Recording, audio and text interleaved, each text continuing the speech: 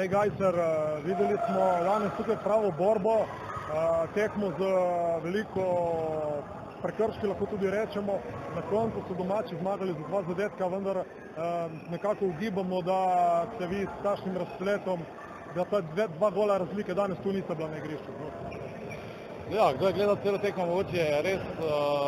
je mogoče res opazil te zadeve, ampak v prvi vrsti bi čestital domači ekipi za zaslužene 3 točke.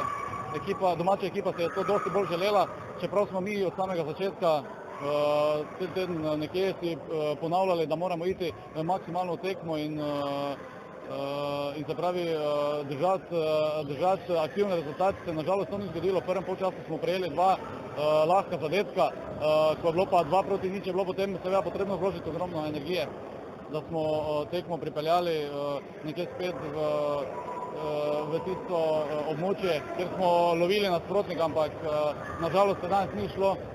Sicer smo tudi na koncu z vratarjem imeli kar nekaj odličnih priložnosti, ampak razbranili smo tudi domačega vratarja. Tako da jaz moram reči, da pač tisti pristop od prve minute pri nas ni bil pravi. Moramo pa se že ozreti kar naprej, vemo, da nas čakajo naporne tekme v nadaljevanju. Moramo se z tega kaj pametnega potegniti in upam, da bomo do naslednje tekme z Benediktom izboljšali nekatere stvari v igri. Ste imeli kakšnega odsotnega igralca, morda bi zdaj, verjetno bi si kot trener želeli, da ste nekaj naredili drugače, ne?